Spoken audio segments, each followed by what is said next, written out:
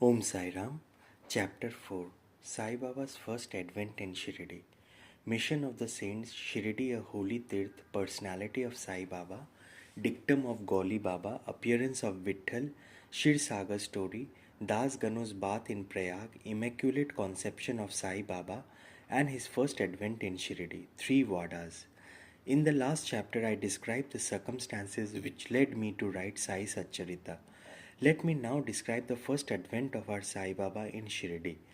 Mission of the Saints. Lord Krishna says in Bhagavad Gita that whenever there is a decay of dharma and an ascendancy of unrighteousness, I manifest myself for the protection of the virtuous and the destruction of the vicious and for the establishment of righteousness.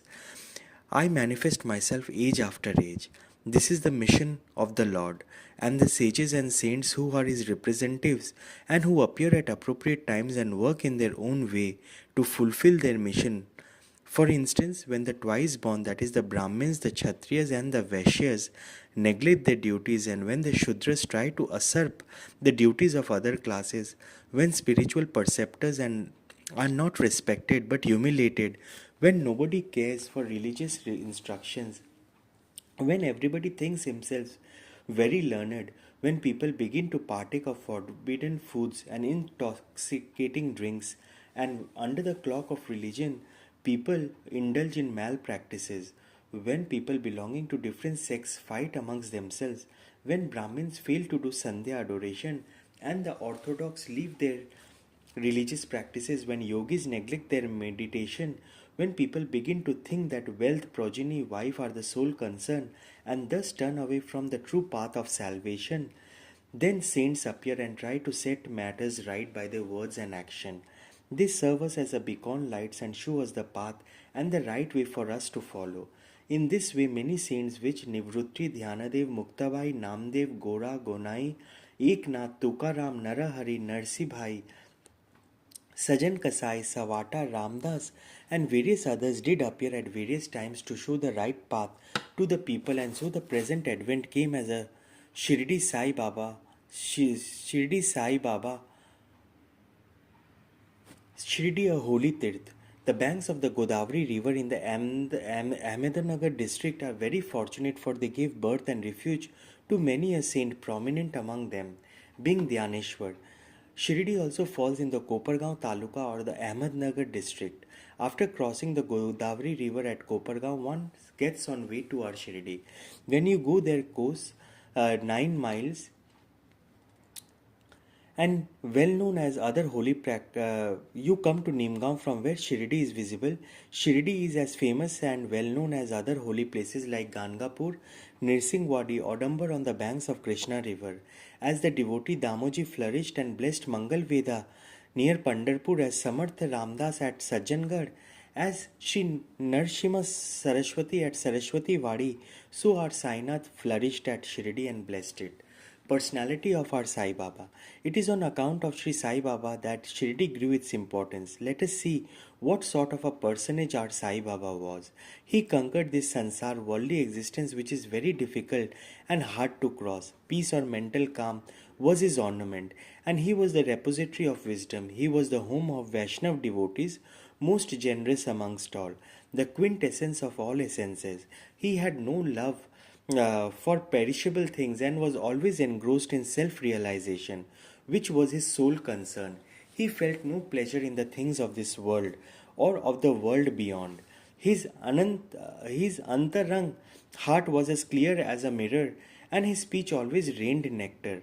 The rich or poor people were the same to him. He neither knew nor cared for honor or dishonor. He was the Lord of all beings. He spoke freely and mixed with all people, watched the actings and dances of Nach girls, and heard Ghazal songs. Still he swerved not an inch from Samadhi. The name of Allah was always on his lips. While the world awoke, he slept, and while the world slept, he was vigilant. His inner shelf was as calm as the deep sea. His ashram could not be determined, nor his actions could be definitely determined, and though he sat in one place, he knew all the transaction of the world. His darbar was imposing. He told hundreds of stories daily, still he swerved not an inch from his vow of silence.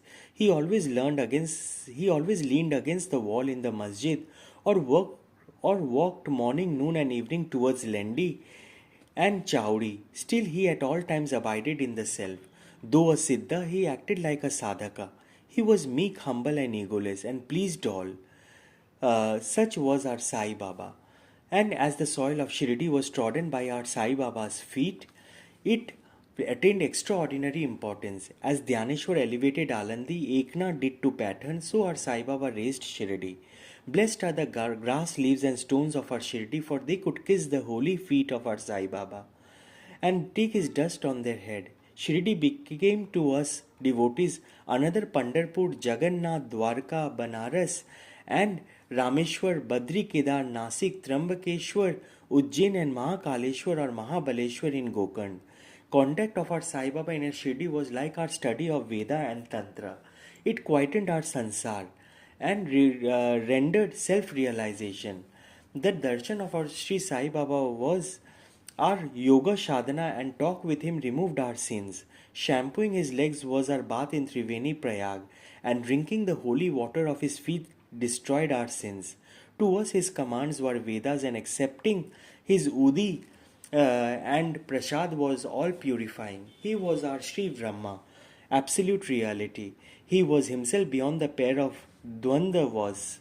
Never dejected nor elated, he was always engrossed in his self as existence, knowledge, and bliss. Shirdi was his center, but his field of action extended far beyond to Punjab, Calcutta, North India, Gujarat, Dhaka, now in Bangladesh, and Konkan. Thus, the fame of our Sai Baba spread far and wide, and people from all parts came to take his darshan and be blessed. By mere darshan, minds of people were, whether pure or impure, would become quiet at once. They got here the same unparalleled joy that devotees get at Pandharpur by seeing Vitthal Rakhumai. This is not an exaggeration. Consider what a devotee says in this respect. Dictum of Gauli Baba. An old devotee by name Gauli Baba, aged about 95 years, was a Varkari of Pandari.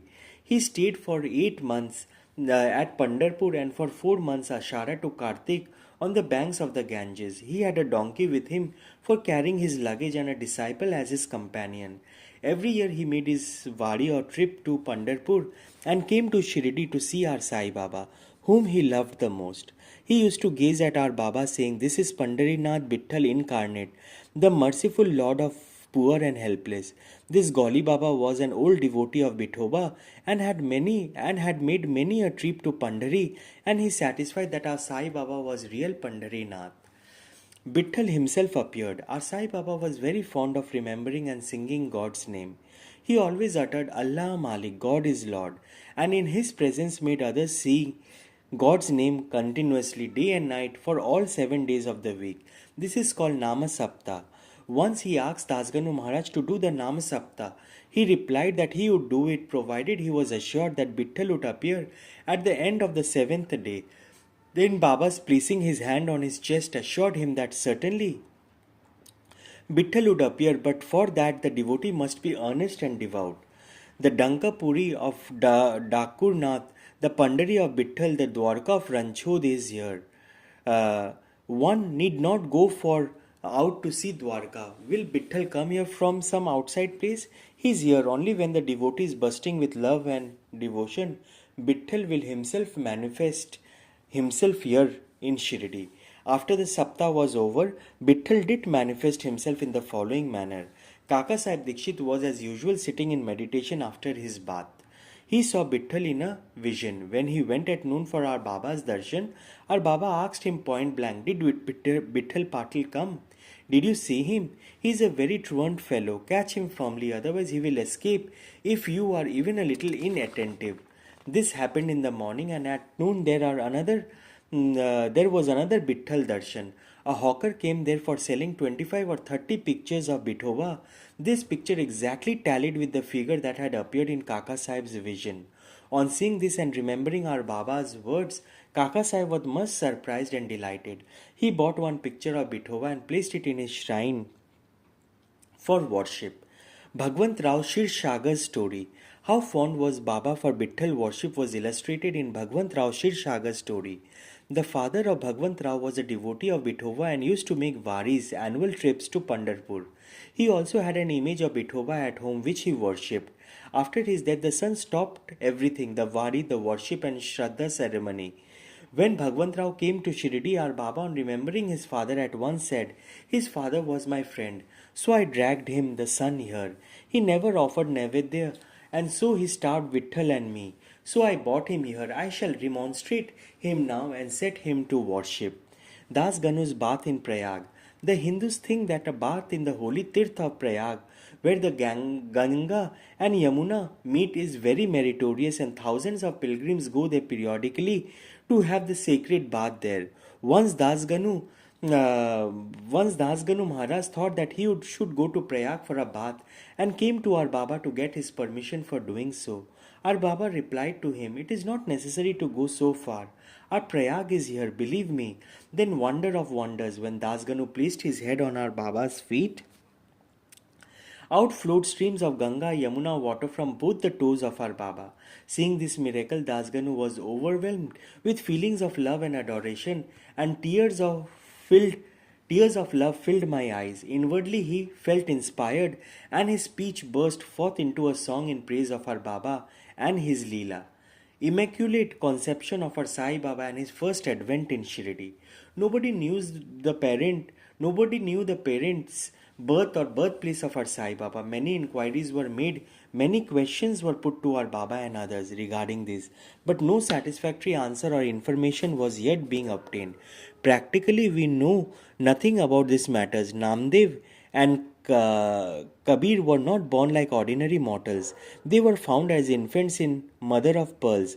Namdev being found on the bank Bhimrati river by Gonai, and Kabir on the banks Bhagirathi river by Tamal.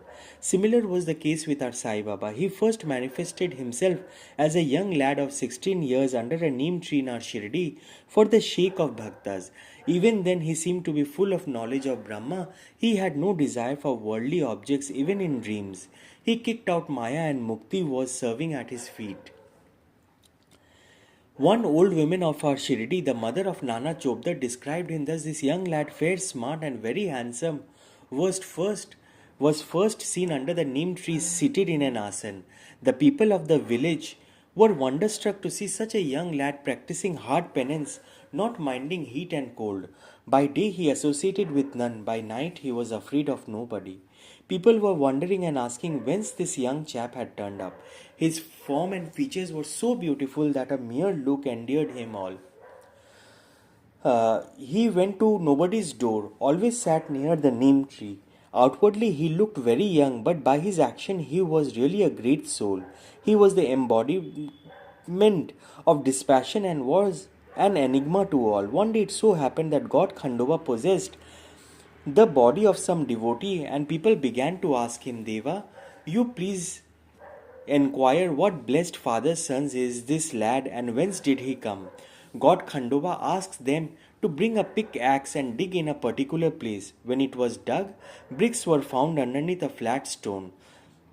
When the stone was removed, a corridor was seen in which 4 samais lights were burning. The corridor led to a cellar where cow-mouthed shaped structures, wooden boards, rosaries were seen. Khandoba said, 'This lad practiced penance here for 12 years. Then the people began to question the lad about this. He put them off by telling them that this was his Guru's place, his holy Vatan, and requested them to guard this well. The people then closed the corridor as before. As Aswatha and Audamba trees are held sacred, Baba regarded this neem tree equally sacred and loved it most. Mahalsapati and other Shirdi devotees regarded this site as the resting place, Samadhi Sthan of our Baba's Guru, and prostrate before it. 3 Vadas. The site with the neem tree and surrounding space was bought by Mr. Hari Vinayak Sathe, and on this site a big building style Sathe's Vada was created. This Vada was the sole resting place for pilgrims who flocked there. A platform was built round the neem tree and lofts with steps were constructed. Under the steps there is a niche facing south, and devotees sit on the par platform facing north. It is believed that he who burns incense there on Thursday and Friday evenings will be by God's grace be happy. This water was old and dilapidated and needed repairs. The necessary repairs, addition and alterations have been made now by the Sansthan. Then after some years another Wada, Dikshit's Wada was constructed. Kaka Sahib Dikshit, solicitor of Mumbai, had gone to England. He had injured his leg in an accident there. The injury could not be got rid by any means. Nana Sahib Chandorkar advised him to see our Sai Baba. So he went to our Sai Baba in 1909 and requested him to cure the lameness of his mind rather than that of his leg. He was so much pleased with the darshan of our Sai Baba that he decided to reside in Shirdi. So he built a wada for himself and other devotees. The foundations of these buildings was laid on 10-12-1910. On this day, two other important events took place. Mr. Dada Sahib Khaparde was given permission to return home, and the night aarti at Chowdi was started. The wada was completed and was inhabited on the Ram Navami day in 1911 with due rites and formalities. Then another wada or palatial mansion was put up by the famous millionaire Mr. Booty of Nagpur. A lot of money was spent on this building, but it was all well utilized. As our Sai Baba's body is resting in this wada, which is now called the Samadhi Mandir.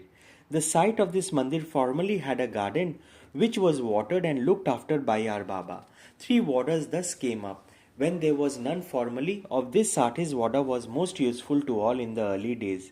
The story of the garden which was attended by our Sai Baba with the help of Baman Tatya, the temporary absence of our Sai Baba from our Shirdi and his coming again to Shirdi with the marriage party of Chand Patil, the company of Devi Das, Janki Das and Gangagir, our Baba's wrestling match with Mohiddin Tamboli residing in the masjid, love of Mr. Dengle and other devotees and other incidents will be described in the next chapter.